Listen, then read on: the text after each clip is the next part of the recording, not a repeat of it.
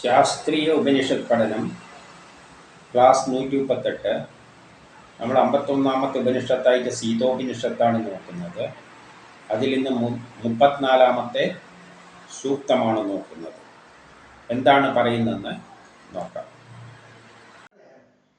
സാക്ഷാൽ ശക്തിർ ഭഗവത സ്മരണമാത്രാരൂപ ആവിർഭാവ പ്രാദുർഭാവാത്മിക നിഗ്രഹ അനുഗ്രഹരൂപ ശാന്തി തേജോരൂപ വ്യക്ത അവ്യക്ത കാരണ ചരണ സമഗ്ര അവയവ മുഖവർണ്ണഭേദ ഭേദരൂപ ഭഗവത് സപചാരിണ്യ നപായിന്യ നവരഥ സഹാശ്രയി നുദിതാനുദിതാകാര നിമിഷോന്മേഷ സൃഷ്ടിസ്ഥിതി സംഹാര തിരോധാന അനുഗ്രഹാദി സർവ ശക്തി സമർത്ഥ്യാത് സാക്ഷാത് ശക്തിരിതി ഗീയതേ. ദേവി പ്രപഞ്ചത്തിൻ്റെ രൂപങ്ങളെ ഭഗവാന്റെ ഇച്ഛയ്ക്കനുസരിച്ച് പ്രകടമാക്കി. അവൾ നിഗ്രഹ അനുഗ്രഹ രൂപത്തിലും ശാന്തി തമോ രൂപത്തിലും വ്യക്ത അവ്യക്ത കാരണരൂപത്തിലും ഭഗവാന്റെ സഹചാരിണിയും അദ്ദേഹത്തിൽ നിന്നും അഭിന്നവും ഭഗവാനെ എപ്പോഴും ആശ്രയിക്കുന്നവളുമാണ്. വാച്യ അവാച്യ രൂപവും സൃഷ്ടിസ്ഥിതി സംഹാര തിരോധാന അനുഗ്രഹ കഴിവുള്ളവളുമാണ്. അവിനാശിയായതിനാൽ സാക്ഷാൽ ശക്തി തന്നെ. ദേവി ഇവിടെ സീതേനെ പറ്റിയാണ് പറയുന്നത്. പ്രപഞ്ചത്തിൻ്റെ രൂപങ്ങളെ, അതായത് പ്രപഞ്ചത്തിൻ്റെ രൂപങ്ങൾ എന്തെല്ലാം, പ്രപഞ്ചത്തിൽ ഒരു അനവധി കാര്യങ്ങളുണ്ട്. അതിൻ്റെ എല്ലാ രൂപം, ചെടികളായാലും എന്തായാലും ഈ പ്രപഞ്ചത്തിൽ മലകളുണ്ട്, എന്തെല്ലാം ഉണ്ട്, പ്ലാനറ്റ്സ് ഉണ്ട്. അതിൻ്റെ എല്ലാ രൂപങ്ങളെ ഭഗവാന്റെ ഇച്ഛ അനുസരിച്ച് പ്രകടമാക്കി. ഭഗവാന്റെ ഇച്ഛ അനുസരിച്ചിട്ടാണ് പ്രകടമാക്കിയത്.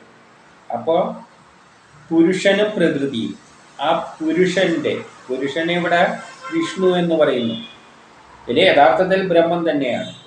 ബ്രഹ്മത്തിൻ്റെ ഇച്ഛ എന്താണ്? ഒരു സുന്ദരമായ ലോകം ഉണ്ടാക്കുക. ആ ലോകം എങ്ങനെയാണെന്ന് ഭാവനയിൽ കണ്ടുണ്ടാക്കിയ ഒരു പ്ലാനാണ് പരമാത്മാവ് എന്ന് പറയുന്നത്. അപ്പം പരമാത്മാവിൻ്റെ പ്രേരണയനുസരിച്ചാണ് ദേവി അത് പ്രകൃതിയായിട്ട് മാറ്റുന്നത്. അപ്പം പരമാത്മാവ് എന്ന് പറയുന്നത് ഒരു പ്ലാനാണെന്ന് പറഞ്ഞു. നമ്മളൊരു വീട്ടിൻ്റെ ഒരു പ്ലാൻ ഉണ്ടെങ്കിൽ ആ പ്ലാൻ എന്ന് പറഞ്ഞാൽ കുറേ വരി അത് ഇതുമല്ലാണ്. അത്തരത്തിൽ അത് പ്രേരണയൊന്നും ചെലുത്തുന്നില്ല. പക്ഷേ ഒരാൾ വീട് വെക്കുമ്പോൾ ഒരു മേസ്ത്രി ആയാലും എഞ്ചിനീയർ ആയാലും ആ പ്ലാനിനനുസരിച്ചേ ചെയ്യുള്ളൂ. യഥാർത്ഥത്തിൽ പ്ലാൻ വന്നിട്ടൊന്നും ചെയ്യിക്കുന്നൊന്നുമില്ല, അങ്ങനെ ഒരു പേപ്പറിൽ കിടക്കുകയാണ്. പക്ഷെ ആ പ്ലാനിൻ്റെ പിന്നിൽ ഒരു പ്രേരക ശക്തിയുണ്ട്. ആ പ്രേരക ശക്തി, ഉദാഹരണമായിട്ട് ഡോക്ടർ ഒരു കുറിപ്പടി തന്നു കഴിഞ്ഞാൽ ആ കുറിപ്പടിയിൽ എന്തെല്ലാം എഴുതി വെച്ചിട്ടുണ്ട്. പക്ഷേ മെഡിക്കൽ ഷോപ്പുകാർ പറയുന്നതിനനുസരിച്ച് മെഡിസിൻ എടുത്ത് കൊടുക്കും, മാറ്റം വരുത്താൻ പറ്റില്ല.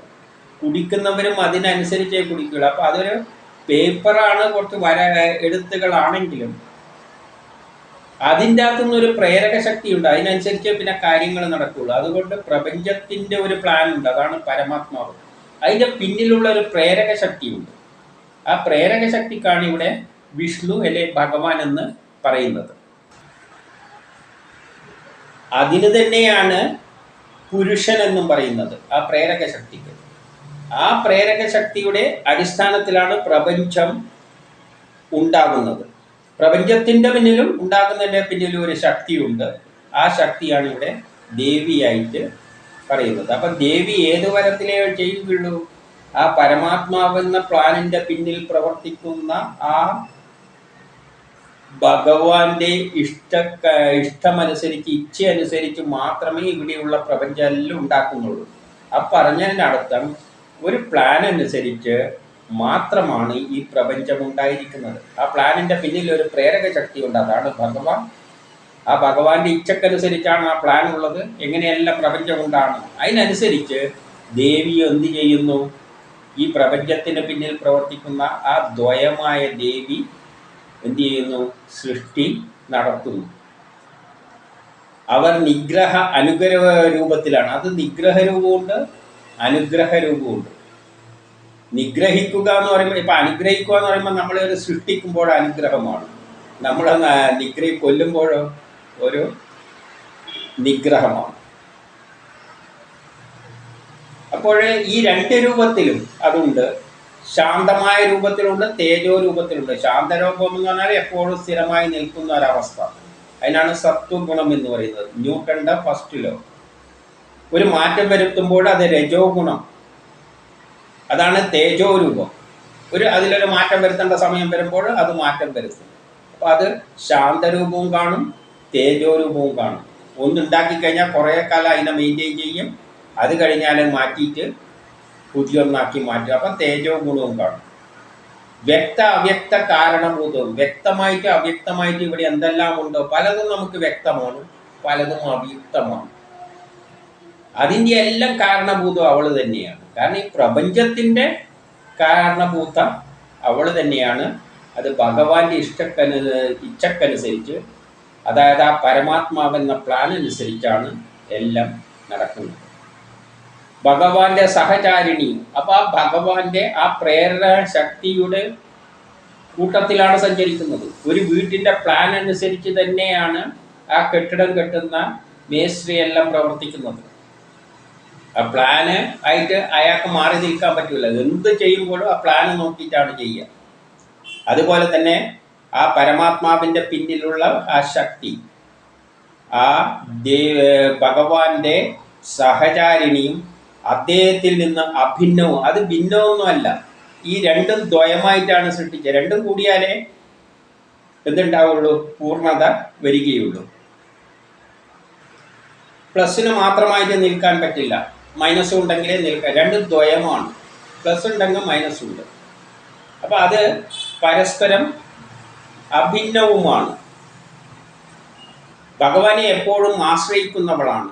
ആ ഭഗവാന്റെ ആ പ്രേരക ശക്തിയെ ആശ്രയിച്ചാണ് ഇവിടെ എല്ലാ സൃഷ്ടിയും നടക്കുന്നത്. അതുകൊണ്ട് സീത എന്തും ഇഷ്ടപ്രകാരം ഈ പ്രപഞ്ചം ഉണ്ടാക്കുന്നൊന്നും ധരിക്കരുത്. പ്രപഞ്ചം സൃഷ്ടിക്കുമ്പോൾ തന്നെ എല്ലാം തീരുമാനിച്ചിട്ടുണ്ട്. ഇന്ന കാലഘട്ടത്തിൽ ഇന്നെല്ലാം സൃഷ്ടിക്കണേ, അവയിലൂടെ ഇന്ന കർമ്മങ്ങളെല്ലാം ചെയ്യണം എന്ന് എഴുതി വെച്ചിട്ട്, അങ്ങനെ കൃതയുഗം, ത്രേതായുഗം, ദ്വാപരയുഗം, കലിയുഗത്തിലൂടെ ഒരു സുന്ദരമായ ലോകം ഉണ്ടാക്കേണ്ട എല്ലാം ശരിക്കും എഴുതി വെച്ചിട്ടുണ്ട്. ഒരു വീട്ടിൻ്റെ പ്ലാനിൽ ആ വീട്ടിൽ എങ്ങനെ എത്ര വാതിൽ വേണം ജനനെല്ലാം തീരുമാനിച്ചതുപോലെ, അതുപോലെ തന്നെയാണ് സൃഷ്ടിയും നടക്കുന്നത്. അതുകൊണ്ട് അതിനെ ആശ്രയിച്ചേ പറ്റൂ. ആ പ്ലാനിന്, ആ പരമാത്മാവിൻ്റെ പിന്നിലുള്ള ശക്തിയാണ് ആ ദേവനായിട്ട് ചിത്രീകരിച്ചത്. അദ്ദേഹത്തെ എപ്പോഴും ആശ്രയിക്കുന്നതാണ് ഭഗവാൻ. അതാണ് ഭഗവാനായിട്ട് ചിത്രീകരിക്കുക. ആ പ്രേരക ശക്തി, ആ പ്രേരക ശക്തി എപ്പോഴും ആശ്രയിക്കുന്നവളാണ്. അവാച്യരൂപവും വാച്യരൂപവുമാണ്, അവാച്യരൂപവുമാണ്. സൃഷ്ടിസ്ഥിതി സംഹാരങ്ങളെല്ലാം അവരുടെ നിയന്ത്രണത്തിലാണ്. സൃഷ്ടിക്കും, വേണ്ട കാലത്തോളം പരിപാലിക്കും. ഒരു വീട് നമ്മൾ കെട്ടിക്കഴിഞ്ഞാൽ കുറേ കാലം വീട് സംരക്ഷിക്കും, നമ്മൾ ആവശ്യം ഇതിന് ഉപയോഗിക്കാൻ വേണ്ടിയിട്ട്. ആവശ്യം കഴിയുമ്പോൾ ഇടിച്ച് കളയുകയും ചെയ്യും. അതുപോലെ സൃഷ്ടിസ്ഥിതി തിരോധാനുമല്ല അതിൻ്റെ അകത്ത് വരുന്നുണ്ട്. പിന്നെയോ അനുഗ്രഹ കഴിവുള്ളവളുമാണ്. അവൾ അനുഗ്രഹിക്കാൻ എല്ലാത്തിനും എന്തെല്ലാം ചെയ്യണോ അതെല്ലാം ചെയ്യും. അനുഗ്രഹിക്കുക എന്ന് പറഞ്ഞാൽ എന്തിനു വേണ്ടിയാണ് ഈ സൃഷ്ടിയെല്ലാം ഉണ്ടാക്കുന്നത്? മനുഷ്യർക്ക് വേണ്ടി തന്നെയാണ്. അല്ലാതെ ഭഗവാനിൻ്റെ ആ ശക്തി, ആ ഭഗവാൻ എന്നെല്ലാം പറയുമ്പോൾ നമ്മളെ രൂപം മുമ്പിൽ ആ കണ്ണും മൂക്കും വെച്ചിട്ടുള്ള രൂപമൊന്നും വന്നു പോകരുത്. അതെല്ലാം കഥയിലാണ്. ഏതോ ഒരു ശക്തിയുണ്ട്. ആ ശക്തി എന്താണെന്ന് പോലും വേദവ്യാസന് പോലും, ഇതെന്തിനായി ഇതെല്ലാം ചെയ്തു കൂട്ടുന്നതെന്നൊന്നും വേദവ്യാസന് പോലും വ്യക്തമല്ല എന്ന് പറഞ്ഞു. ഒരു മുനി പോലും അതിൻ്റെ അടുത്തെത്തില്ല, അതിനെ പൂർണ്ണമായി മനസ്സിലാക്കാൻ പറ്റില്ല എന്ന് പറഞ്ഞു. ഇങ്ങനെ ഒരു പ്രപഞ്ചം ഉണ്ടാക്കുന്നുണ്ട്, സൃഷ്ടിക്കുന്നുണ്ട്, എന്നിട്ട് അവസാനം നശിപ്പിക്കുന്നുണ്ട്. ഇത് ആർക്ക് വേണ്ടിയാണ്? മനുഷ്യർക്കെല്ലാം വേണ്ടി തന്നെയാണ്. അപ്പം നമ്മളെല്ലാം അനുഗ്രഹിക്കാൻ തന്നെയാണ് ഇതെല്ലാം ചെയ്തു കൂട്ടുന്നത്.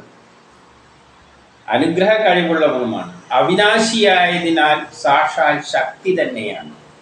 അത് ഒരിക്കലും നശിക്കുന്നില്ല. ഏത് നശിക്കുന്നില്ല? ഈ മായാരൂപത്തിൽ പല രൂപത്തിൽ പ്രത്യക്ഷപ്പെടും, തിരിച്ച് ബ്രഹ്മത്തിൽ പോയി ലയിക്കും.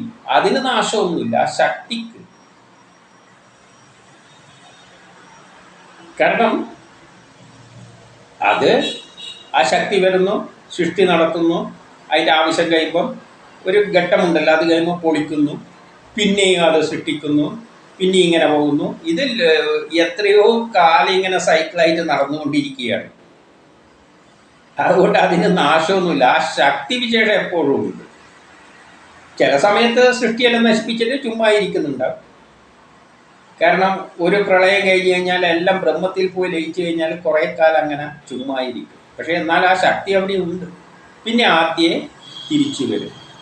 ഇങ്ങനെ ഈ സൈക്കിളിലേക്ക് പോകും. ഇത് പ്രപഞ്ചത്തിന് മാത്രമല്ല നക്ഷത്രങ്ങൾക്ക് ഈ സൈക്കിളുണ്ട്. അതുകൊണ്ടാണ് ചില നക്ഷത്രങ്ങളിൽ ഇപ്പോൾ കത്തിയെരിഞ്ഞിട്ട് അമർന്ന് കാണുന്നത്. അത് ഇപ്പോഴങ്ങനെ അമർന്ന് കിടക്കും, പക്ഷെ കുറേ കാലം കഴിയുമ്പോൾ അത് തിരിച്ചു വരികയും ചെയ്യും അതേപോലെ തന്നെ. അപ്പോൾ ആ ശക്തി ഉപയോഗിക്കും, എന്നിട്ട് തിരിച്ചു വരും. അതുകൊണ്ടാണ് അവൾ സാക്ഷാൽ ശക്തി തന്നെയാണ്. അപ്പോൾ ജ്ഞാനമുണ്ടെങ്കിൽ ജ്ഞാനശക്തിയും ഇച്ഛാശക്തിയും ക്രിയാശക്തിയും. അപ്പോൾ ആ ശക്തി, ഇതെല്ലാം 3 തരം ശക്തികളാണ്. ഇവള് തന്നെയാണ് ഈ പിന്നിലുള്ള ഈ ശക്തിവിശേഷം തന്നെയാണ് സീത എന്ന് പറഞ്ഞു കഴിഞ്ഞു. അപ്പോൾ ഈ 3 ശക്തികളും എല്ലാ കാലത്തും ഉണ്ട്. അതിന് ഇച്ഛിക്കുമ്പോൾ ഉണ്ടാക്കും. അതിന് ഇച്ഛിക്കുമ്പോൾ ഉണ്ടാക്കുമെന്ന് പറഞ്ഞാൽ ബ്രഹ്മത്തിന് തോന്നുമ്പോൾ ഒരു പരമാത്മാവ് ഉണ്ടാക്കും, ഒരു പ്ലാൻ ഉണ്ടാക്കും. അതിൻ്റെ പിന്നിൽ ഒരു പ്രേരക ശക്തി ഉണ്ട്, അതാണ് പുരുഷൻ. ആ പുരുഷൻ്റെ പ്രേരണയാൽ, ആ പ്ലാനിൻ്റെ പിന്നിലുള്ള പ്രേരണയാൽ ഈ ശക്തി വിശേഷം എന്ത് ചെയ്യും? സൃഷ്ടി സ്ഥിതി സംഹാരം നടത്തിക്കൊണ്ടേ ഇരിക്കും. ഇതൊരു സൈക്ലിക് പ്രോസസ്സാണ്. അതുകൊണ്ട് തന്നെ അത് അവിനാശിയുമാണ്,